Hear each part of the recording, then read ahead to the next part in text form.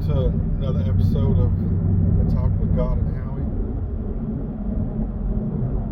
This past weekend, President Bush was almost assassinated. And there's one question I need to ask everybody, including myself.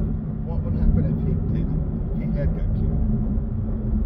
What would have happened to America if we don't have a real American in the White House? And not some puppet president like we have now and we've had for years, then what is going to happen to America? If Trump don't win this year, America would be dead.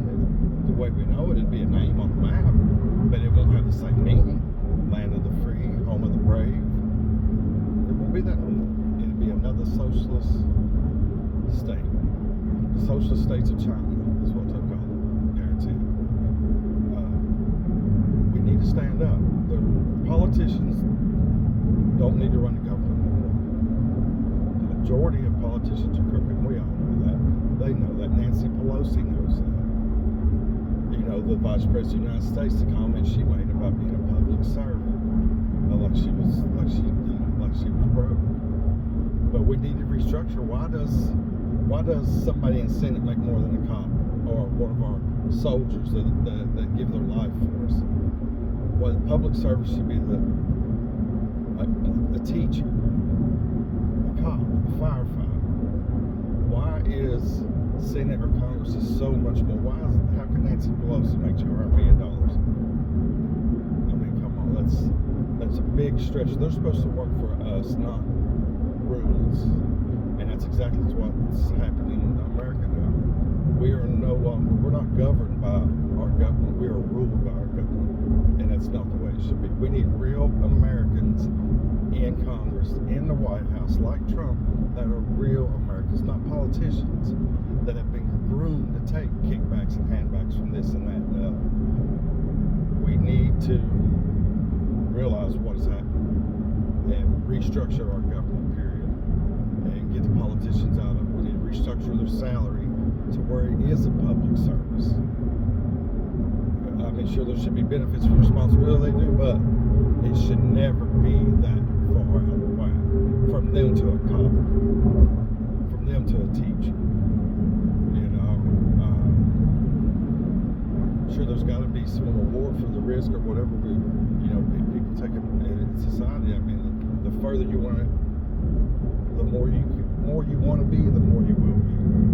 That's all up to you. Well, you want to keep learning, then the salary go up. But public service is public service. Period. There's no way that one public service, the Congress and Senate, should be like that all the way down to a teacher making $40 grand, $36 grand, and they don't even think about giving her a raise or any help or him.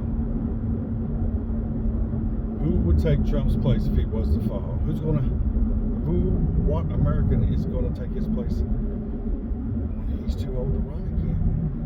I mean, this is be his second term, unless we restructure and give him 3 terms. But he's going to be 80-something years. He's going to be closing in on. He needs to retire and have a good life after that. The man is the last true American hero, and we need him in office more now than we ever did his first term. He's our hero. He's the last American hero, and we need to stand up behind him and stand up with him for what's right in America, and restructure our government to where it is a government by the people, for the people.